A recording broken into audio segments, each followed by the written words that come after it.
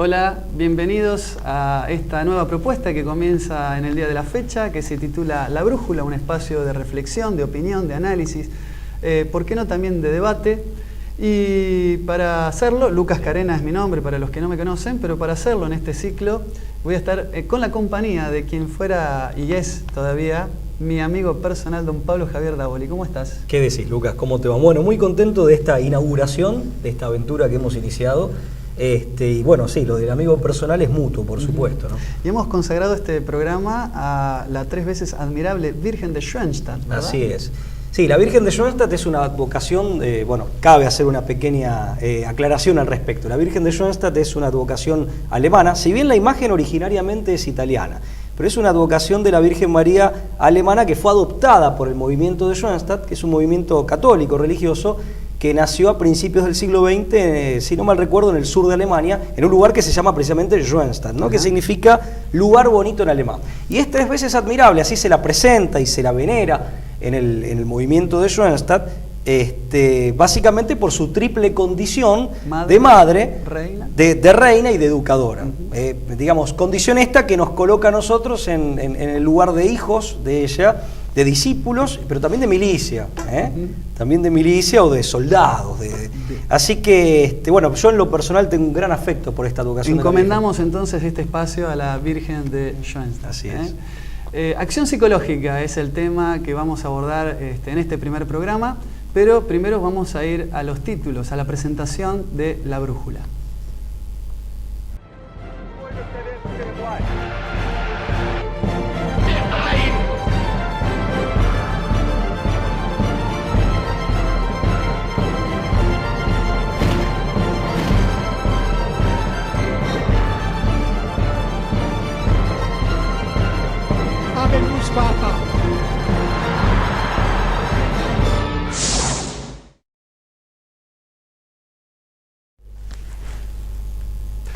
Y seguimos con esto que hemos decidido llamar La Brújula. Y decíamos que hoy teníamos ganas de reflexionar sobre este tema, que seguramente usted alguna vez escuchó hablar, leyó algún comentario, artículo, publicación sobre este tema, que es la acción psicológica. Sabrán ustedes, y para esto nos tenemos que remitir a algunas fechas, que en el año 1923, en torno a la Universidad de Frankfurt, se crea el Instituto para la Investigación Social. Algunas fuentes dicen que esto estaba estrechamente vinculado con la influencia de la inglesa Sociedad Fabiana, ¿no es así, Pablo? Así es. Vinculada a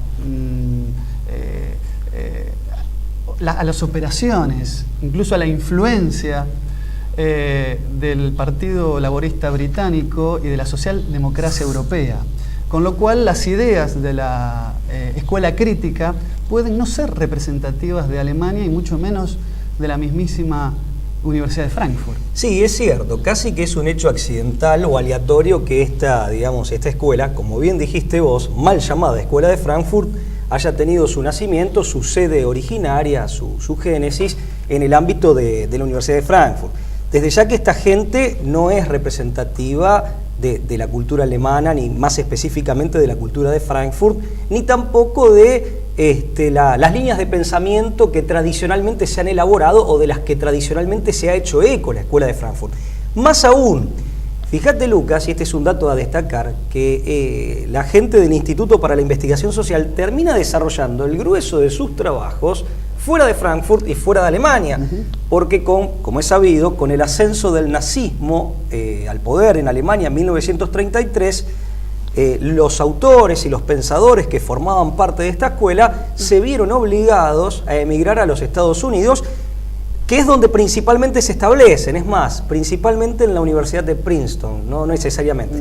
Con respecto a las redes, quería acotar algo más, ya adelantar al público y compartir con el público un dato que sirve para ilustrar y para reflejar la dimensión de estas redes. No solo es la vinculación con la Sociedad Fabiana inglesa, sino también con el Instituto Tavistock, con sede en Londres, este instituto para el que trabajaron personalidades del calibre o de la talla intelectual y de la fama intelectual de Freud o de Adler como analistas. Kurt Lewin también. Efectivamente, sino que además esta red integrada por la gente de la Escuela de Frankfurt, ya una vez instalada en la Universidad de Princeton principalmente, Instituto Tavistock y demás, es una red que opera casi a nivel global con un presupuesto actual, o por lo menos de hace algunos años atrás, estimado anualmente en $6.000 millones. $6.000 millones para la red.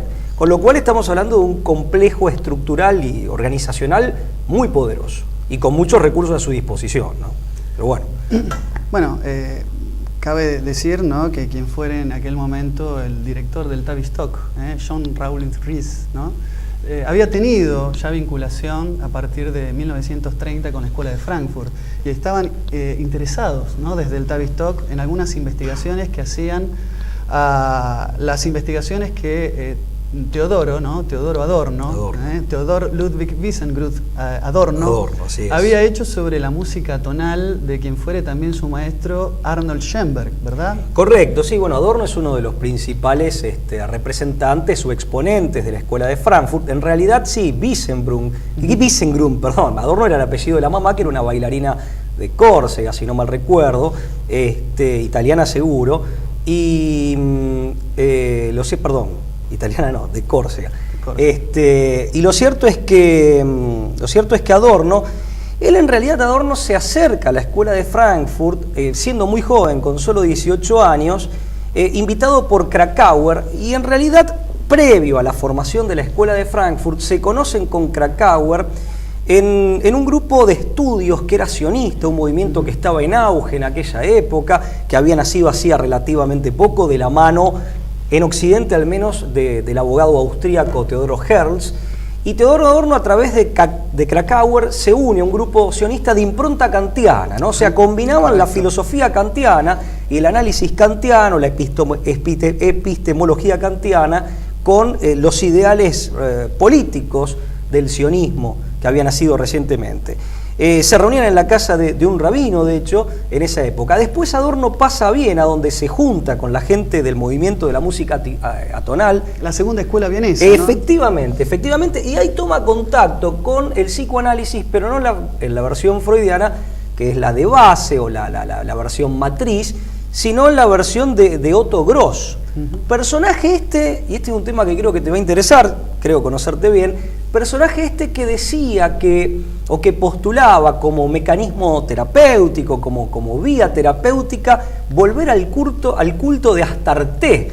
Astarté era se sabe, ¿no? Era una divinidad de la Mesopotamia y del Medio Oriente. Estamos hablando antes de Cristo, por supuesto, que se presentaba con distintos nombres según si fuera en Babilonia o en Sumeria, pero básicamente era una divinidad tónica femenina que representaba los bajos instintos. O sea, puntualmente representaba, como toda deidad femenina y tónica de la época, en principio representaba los bajos instintos, y lo que Gross proponía era justamente liberar los bajos instintos, Platón hubiera dicho los apetitos inferiores del alma, liberarlos completamente y que esto sea una gran acolacía, dirían los griegos, ¿no? El desenfreno.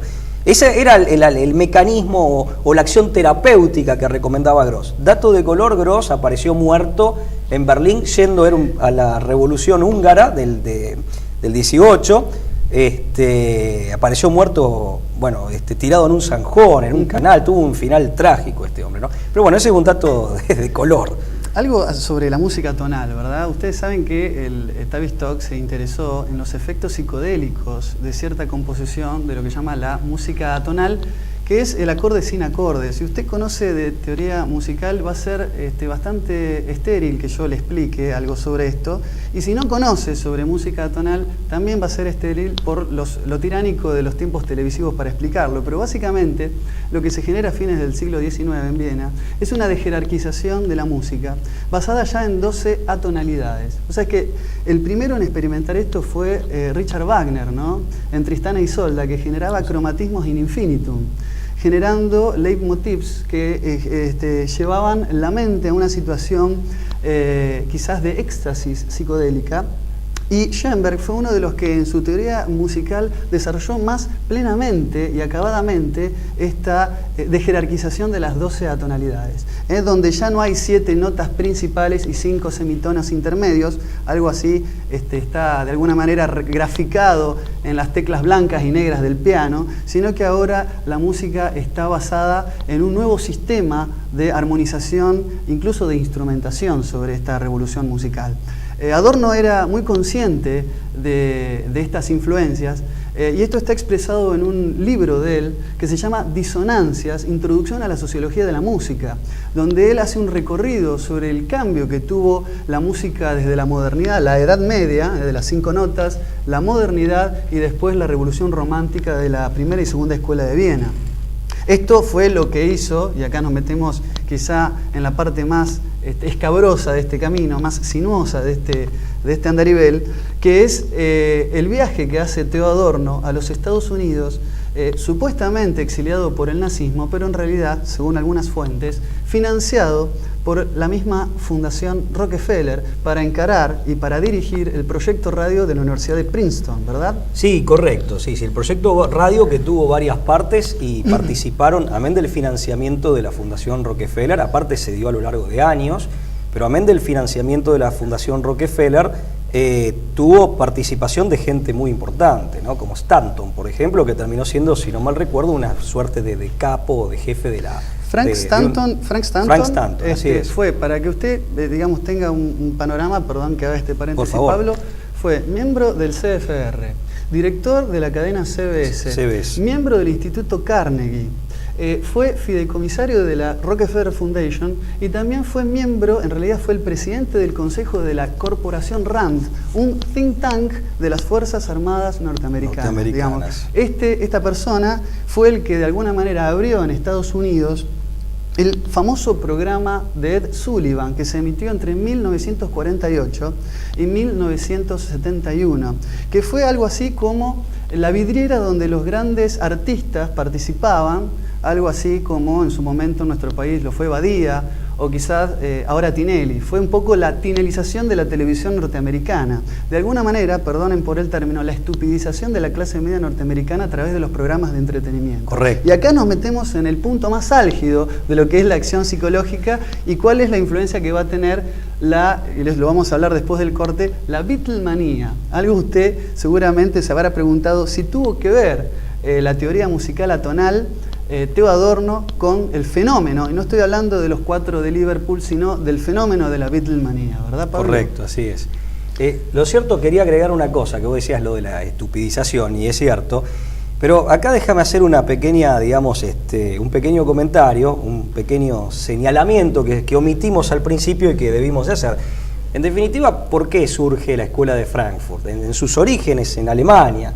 Bueno, surge en definitiva como una estrategia de revolución cultural, ¿no? O sea, era gente que venía del marxismo, fundamentalmente estamos hablando de Münzenberg, estamos hablando de Lukács y estamos hablando de Gramsci, y surgen con la idea estratégica, en principio, de cambiar la estrategia de la toma del poder por el proletariado, esto en los orígenes, por una estrategia, o sea, sustituirla por una estrategia de revolución cultural. Y acá hay que aclarar una cosa, ¿por qué estrategia de revolución cultural?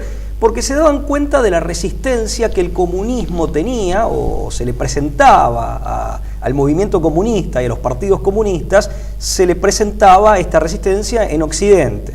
Entonces ellos veían que hasta que no demolieran determinadas barreras culturales, el comunismo no iba a arraigar. Recordemos que, bueno, Rosa Luxemburgo y Karl Liebknecht en Alemania había fracasado, la famosa revolución en Baviera había sido aplastada, y en general el comunismo no se había producido allí donde, según los propios marxistas, debiera producirse, como en la muy industrial y muy capitalista Inglaterra, o en la muy industrial, muy capitalista y después destrozada por la Primera Guerra Mundial, la Alemania post-Versalles.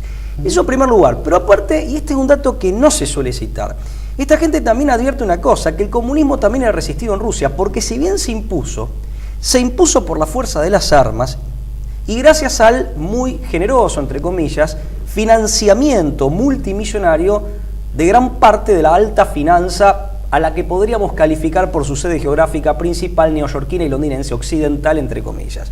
Entonces, que es un tema que vamos a dejar para otro programa, de cómo el gran capital financiero, en gran medida, financió a la revolución bolchevique y logró su afincamiento en la Rusia de los zares, la destitución de los zares, la muerte de la familia zarista, de la familia real y la consolidación del régimen, con una ayuda muy grande. Pero además, la resistencia siguió. Solamente entre 1917, cuando se produce la revolución, primero menchevique, después bolchevique, y 1925, 2 millones de personas fueron fusiladas por razones políticas, esto reconocido oficialmente. Y de esas 2 millones de personas, desde luego que había clérigos, gente de la nobleza, altos oficiales del ejército, intelectuales, profesores, pero el 75% eran obreros y campesinos. Sí. Es decir, aquellos en cuyo nombre y supuestamente en cuya defensa se había hecho la revolución. Con lo cual esta resistencia en Occidente todavía era exitosa. En Rusia no era exitosa, pero estaba. Entonces esta gente dice que hay que hacer una revolución cultural. Primero hay que demoler las barreras culturales que impiden el arraigo del comunismo y después lanzarnos. Este cambio estratégico a la luz de la experiencia es la primera, a mi modo de ver, gran heterodoxia reconocida por los propios marxistas, porque no se trata simplemente de un cambio de estrategia, sino también de poner en crisis la concepción de estructura y superestructura, concepción eminentemente economicista del marxismo. Exactamente. Es poner en crisis, efectivamente, eso es poner en crisis una de las bases del propio sistema ideológico. Un dato de color sintomático, ¿no? En el año 1923, cuando es creado el Instituto para la Investigación Social, es el mismo año en que se da en Múnich el famoso putsch de la cervecería. El primer brote también, ¿no?, de ascenso de nuevos líderes partisanos, que en esa época, en una Alemania post-Versalles y República de Weimar mediante, estaban generando bastante revuelo entre las clases obreras, como bien decías, Pablo, y que desde luego terminó con el procesamiento y la encarcelación del mismísimo Adolf Hitler y Rudolf Hess, ¿no?, en ese entonces. Correcto. Entre otros, ¿verdad? Sí, era una Alemania convulsionada.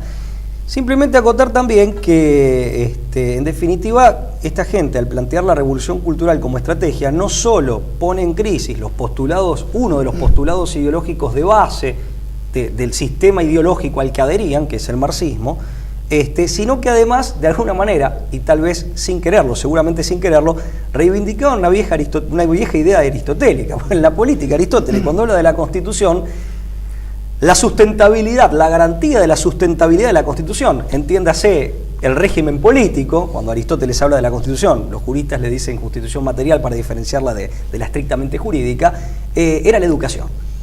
Era la educación también en un sentido amplio, no en el sentido de instrucción, sino en el sentido del etos adquirido y de la formación de la personalidad, no solo del etos de la comunidad, sino la formación de la personalidad.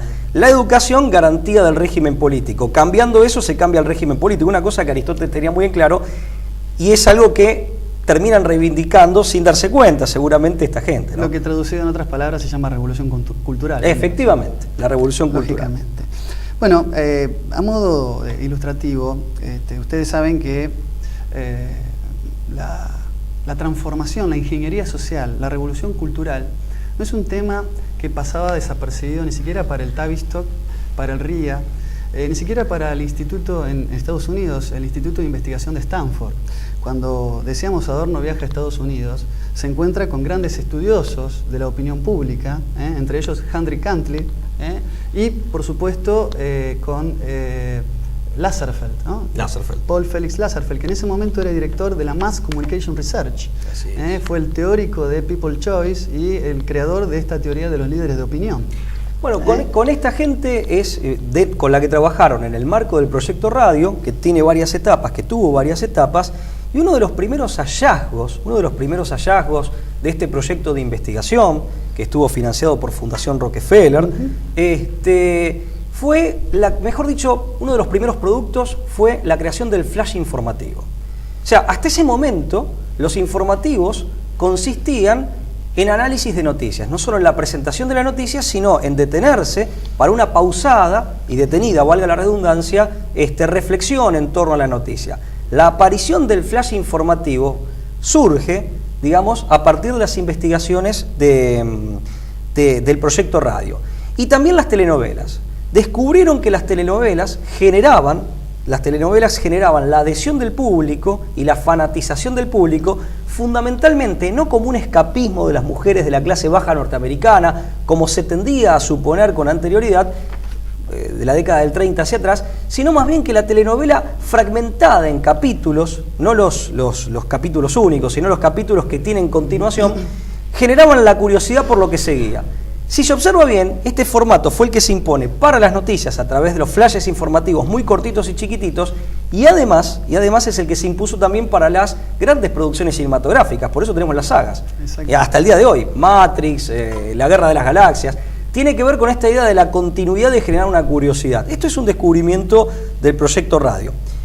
Aplicándolo a la política, es en el marco de este tipo de descubrimientos y de la aplicación deliberada de este tipo de técnicas que se hace el famoso experimento de 1938 de transmitir, como si fuera un flash informativo, transmitir, leído por Orson Welles, parte del libro de H.G. Wells, La Guerra de los Mundos, que anunciaba una invasión marciana. Lo cual generó pánico, desazón. Generó pánico y desazón, pero lo que no se recuerda es que se aclaró que era un flash informativo ficticio. Cada 5 minutos había una aclaración efectivamente, de que se trataba de una ficción. Así todo generó pánico en gran parte de la población de la costa este norteamericana, pero además, mucha gente lo que interpretó no era que marcianos estaban invadiendo Estados Unidos, era que los alemanes estaban invadiendo Estados Unidos, porque se había copiado el flash informativo que se había repetido de cuando había sido la conferencia de Múnich el mismo año,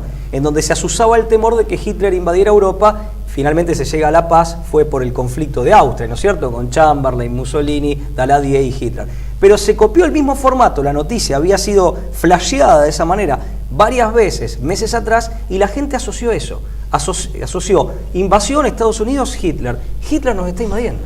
O sea, fue una cosa muy curiosa realmente. Y hay que descubrir. Muy experimental, ¿no? Un laboratorio experimental de acción psicológica. Descubrieron lo que conocemos como fragmentación.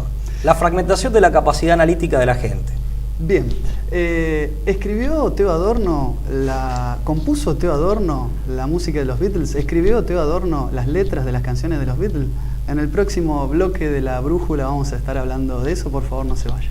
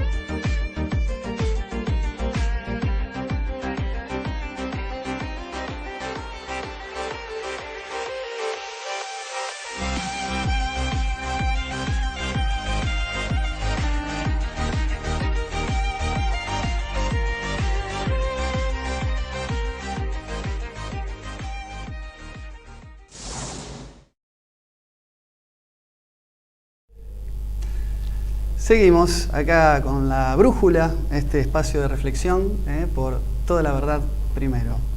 Decíamos, Pablo, ¿no? Interesante aventurarnos a pensar la posibilidad de que sea la Escuela de Frankfurt la principal mentora de cambios culturales que tuvieron lugar en las revoluciones en torno al Mayo francés, la guerra de Argelia, la guerra de Vietnam, el hipismo. Los movimientos que de alguna manera fueron contestatarios de sus generaciones antecesoras, en los 60 y en los 70 principalmente, ¿verdad? Correcto. Sí, yo creo que han sido los ingenieros de esos fenómenos culturales o de la subcultura, si se prefiere así, y de esos fenómenos sociales. Sí, han sido los artífices, los mentores y los ingenieros, y en gran medida lo han hecho deliberadamente. Bueno, el filósofo argentino, amigo de la casa, creo que tiene un programa acá, lo ha tenido seguramente, que es Alberto Huela. El profesor Alberto Huela, hombre lúcido si los hay, nos ha dicho, ¿no? Nos ha pasado la información de que la gente de la Escuela de Frankfurt trabajaba para el Ministerio de Defensa de los Estados Unidos. De la misma manera que el Instituto Tavistock ha trabajado o ha prestado como mínimo sus analistas al MI6 británico, ¿no? Exactamente. Al El brazo MI6 ejecutor también del RIA, entre otras cosas. Efectivamente. Por directivas muchas veces del Club Bilderberg. Sí, a este nivel y cuando hay tantos millones de dólares y tantos millonarios involucrados a través de la Fundación Rockefeller, no lo dijimos antes, en sus inicios en Alemania por Weil, que era un multimillonario argentino de origen, era descendiente de inmigrantes judíos alemanes que habían llegado al país. Fueron los que financiaron la creación del Instituto para la Investigación Social. Efectivamente, Weil fue un hombre muy reconocido en su época, un hombre de negocios muy importante, y financió al Instituto para la Investigación Social en sus inicios, ¿no? En sus inicios. Entonces, cuando hay digamos, un financiamiento tan generoso, ciertamente que estamos hablando de pesos pesados, de gente de alto calibre intelectual, y que por supuesto lo que ellos escriban o digan no cae en saco roto en principio, tiene un impacto. Pero déjame decir una cosita respecto del proyecto radio. Pero el proyecto radio ya en Princeton, y decíamos, financiado por Fundación Rockefeller, no solo hizo descubrimientos, sino que promovió este tipo de formatos para telenovelas, para cine y para los flashes informativos. Y la idea era básicamente fragmentar, mejor dicho, desmedrar la capacidad de concentración, fenómeno que se ha logrado. Hoy en día cualquiera que dé clases, en nuestro caso, sabe que a un chico de hoy resulta muchísimo más difícil mantener acá, en Estados Unidos, y el fenómeno se verifica también en Alemania, en España, mantener su atención concentrada por un periodo relativamente largo de tiempo. Esto en gran medida se ha hecho, y después fragmentar la capacidad analítica. Por eso también, usaron el reóstato también. Tuvieron que apelar al famoso reóstato para analizar qué partes de una obra teatral o de una película les gustaba a los espectadores. Correcto. Porque yo te pregunto, después de una ópera de 2 horas o de una obra teatral de 1h30, ¿qué pensás de la película? Te obligo a hacer un trabajo de reflexión, como mínimo de análisis, síntesis, y después que me lo sepas comunicar. Con el reóstato apunto lo emocional y es en el instante. La cultura del instante. Me siento bien, tuc, salta. Es decir, se evidencia que me siento bien o me resulta grato el momento. No se requiere de la reflexión y es lo instantáneo. Y así podemos detectar, por hacer un estudio de mercado, qué elementos hay que reproducir en la próxima novela o en la próxima obra teatral para tener éxito. No en vano las telenovelas, por ejemplo, este es un caso muy común, tienen básicamente los mismos ingredientes temáticos, los mismos contenidos, hay una estructura que se repite. Todo esto es creación de la Escuela de Frankfurt. Pero bueno, me desvío un poco por el lado de la televisión, el teatro y el cine. Volvamos a la música. Son las primeras fuentes, sí, de generación de opinión, lo cual, como acción psicológica, siempre tienen que estar en primer lugar a la hora de analizar estos temas. Vos sabés, Pablo, que la dietilamina o el ácido lisérgico, también conocida como LSD, es una droga de alto poder psicodélico. Cuando hablamos de poder psicodélico, hablamos que genera perturbaciones y cambios a nivel, sobre todo, de la percepción y de la cognición. Fue inventada en el año 1943 por un químico, el doctor Albert Hofmann, que trabajaba para los laboratorios Sandoz, los laboratorios suizos, Sandoz, propiedad de la familia Warburg. Y la familia Warburg, por favor, aclaralo, es... Bueno, ustedes es una de las familias que de alguna manera, junto con los Rothschild, Warburg, los Morgan, que poseen de alguna manera las finanzas, y son miembros de las familias dinásticas más ricas del mundo, ¿verdad? Y Paul Warburg en 1913 fue el que redactó el acta y primer presidente del Banco de la Reserva Federal de los Estados Unidos. ¿No? Financiaron la revolución bolchevique, o sea, gente... A partir de esa conspirativa reunión en 1910 en las islas de Georgia, donde se decidió coludir para copar la banca internacional, bien digo, ¿no? El famoso engendro. El famoso engendro, como se le llama.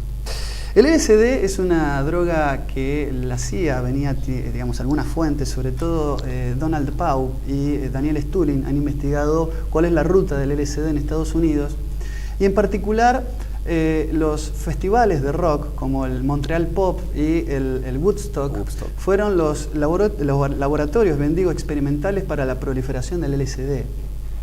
La Beatlemanía, cualquiera sea la opinión que usted tenga de los 4 de Liverpool, admito que hacen una música muy original, son un género fundacional, y acá no vamos a juzgar sobre la calidad artística de esta banda. Sí, muchos, y entre ellos está el mismísimo Philippe Normand, que fue su biógrafo autorizado, hablaba de un cambio de imagen que se generó a partir de que en ese entonces el director de la Parlophone, que era un apéndice de la EMI, ¿no? La Electric Musical Industry, ¿verdad?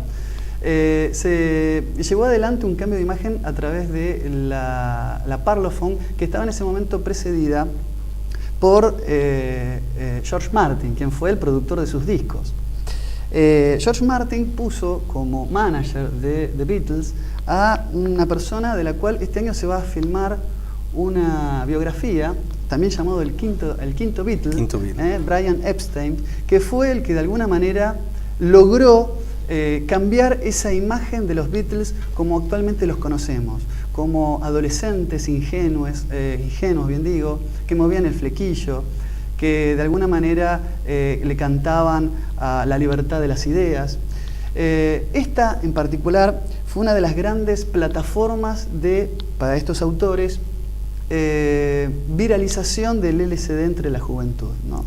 La música tonal y pegajosa de The Beatles combinada con agentes psicoactivos semisintéticos como el LSD.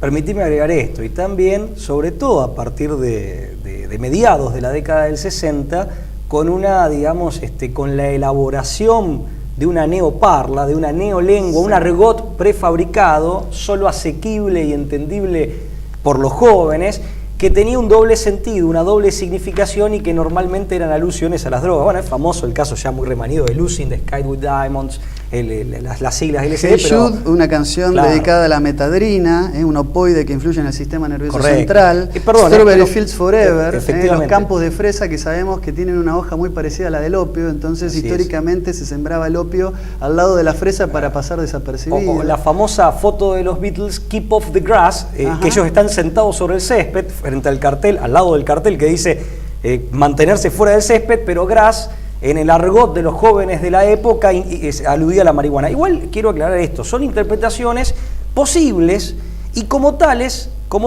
tienen la ambigüedad de toda interpretación, ¿correcto? Lo que pasa es que había un sector de la población y de los consumidores de esta moda y de esta música que efectivamente interpretaban así.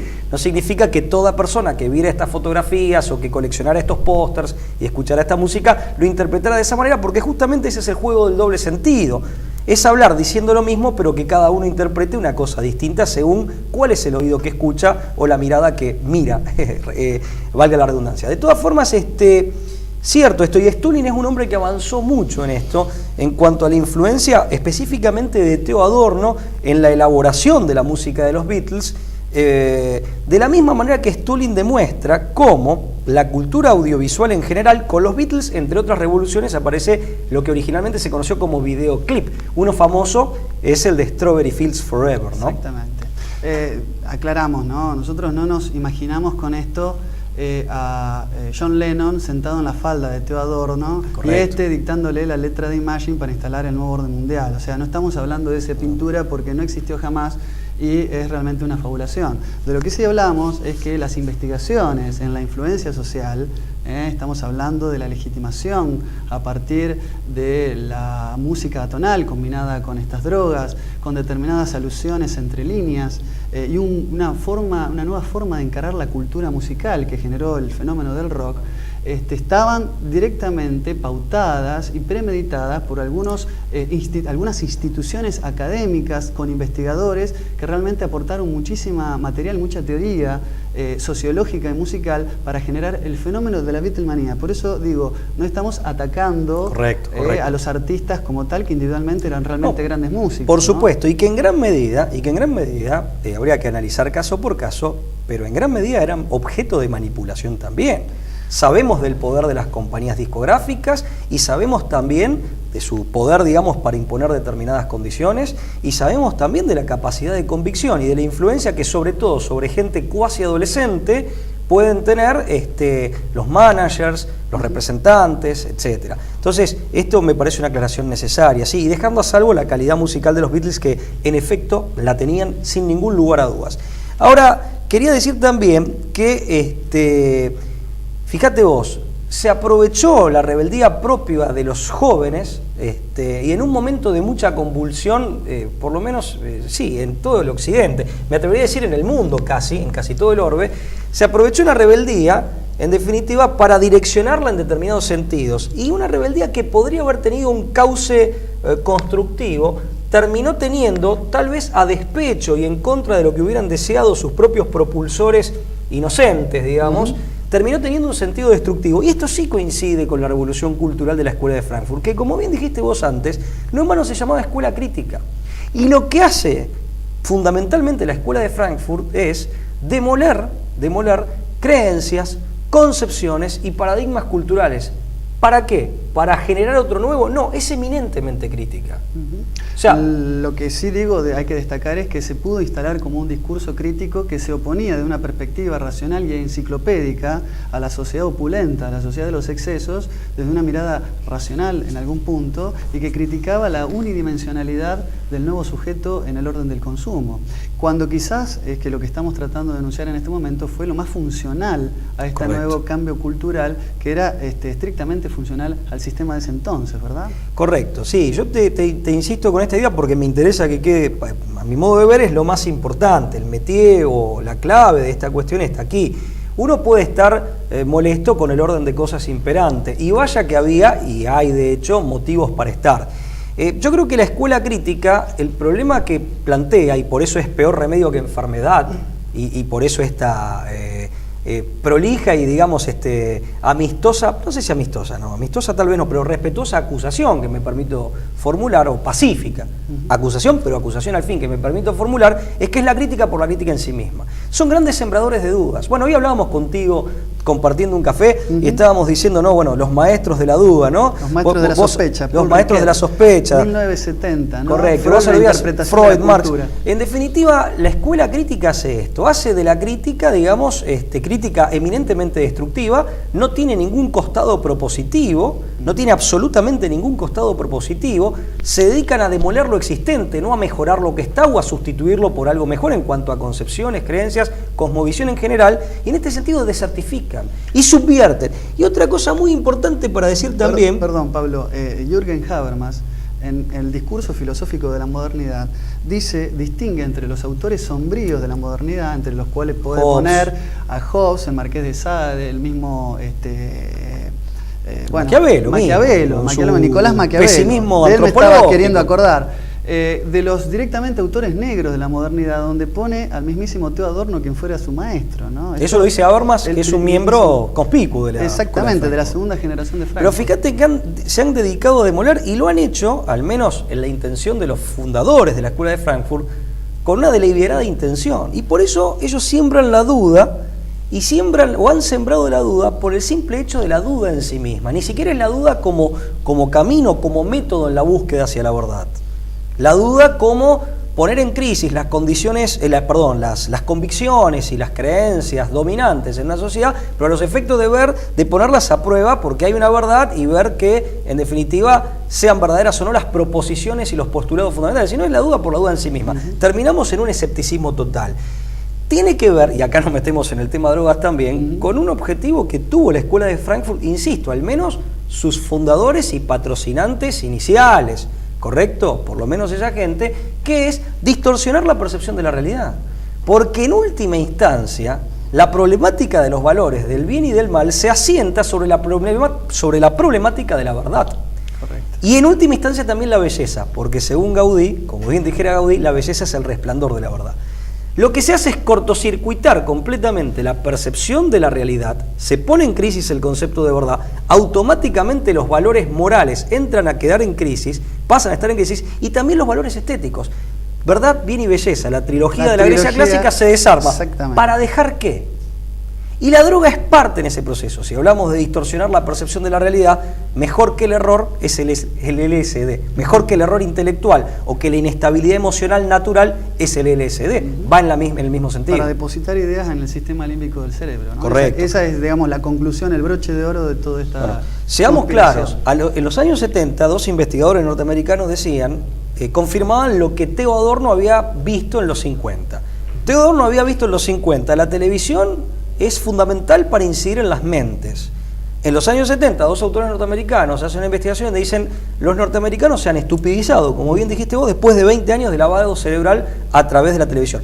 Y hoy, con medios tecnológicos y datos científicos que no se tenían en esa época, me parece, o al menos que no pasaban de la mera hipótesis en esa época, sabemos, esto también lo cuenta Stulin, en el libro al que vos hacías referencia antes, que la televisión, cuando uno está viendo televisión, no es que la televisión sea mala en sí, por supuesto, pero como todo exceso pasa a ser malo porque trabaja el cerebro reptiliano, que trabaja sobre la parte instintiva y que no distinguen la verdad de la fantasía. Por eso cuando dicen nuestros chicos se acostumbran al homicidio por las películas violentas, no es una exexageración, entre otras cosas que se bloquea la actividad del neocórtex y el sistema límbico y reptiliano son los que de alguna manera proliferan, ¿no? Proliferan. Sobre todo en la parte conductual se ve reflejado. Un pequeño dato. Theo Adorno muere el 6 de agosto de 1969. En ese año, The Beatles estaba grabando el que fuera su último disco, en realidad su última grabación. Entre el 23 de julio de 1969 hasta el 18 de agosto de ese año. Ese disco, Abbey Road, estoy hablando del Abbey Road, iba a ser su último disco y se iba a llamar The End, como uno de los temas que están allí grabados. En realidad, perdón, se grabó después, ¿no? Que Let It Be. Y Let It Be sale después. Let It Be se publicó el 8 de mayo de 1970, pero la mayoría de sus canciones fueron grabados con anterioridad a Abbey Road. Correcto. Lo que estoy diciendo es que murió Theo Adorno y se terminó la banda de Beatles. Es sintomático, sí. Puede ser casual o coincidencia, puede ser una coincidencia. Dicho, pero no es la música de los Cuatro de Liverpool, pero sí dejaron de grabar como banda justo en el momento en que se iba a estrenar The End, título en honor a quien había sido el verdadero autor de sus canciones. Lo dejo pensando, pero no tenemos más tiempo. Se nos terminó el programa, Pablo. Sí, la verdad que quedó mucho para decir y es muy probable que ocupemos otro espacio y seguramente que no habrá aburrido al público. Le daremos un balotaje al tema. Pero correcto, pero sí por lo menos adelantar esto y que quede para otra oportunidad o cualquier otro agregado de la Escuela de Frankfurt, hablando de esta tarea de demolición. ¿no? Por ejemplo, perteneció a Erich Fromm. Y Erich Fromm, sobre una interpretación completamente errada de la antropología de Bachofen, que era un suizo, que a su vez había cometido el error de extender todo lo que él había descubierto en Anatolia a todas las culturas del mundo, lo cual era un error. Erich Fromm lo que hace es elaborar una psicoterapéutica que... Feminización de la cultura. Sí, tiende a la destrucción de la autoridad paterna, deliberadamente, porque de hecho pretendía como solución a todos los problemas de la humanidad la reinstauración del matriarcado, insisto, sobre una lectura equivocada de unas investigaciones ya de por sí erróneas en sus alcances universales de Bachofen. Pero bueno, lo dejamos para otro tema. Lo dejamos picando para otra emisión de este programa. Bueno. Se nos ha ido el tiempo, ahora sí nos despedimos. Muchas gracias por estar. Esto ha sido La Brújula y será hasta nuestro próximo programa.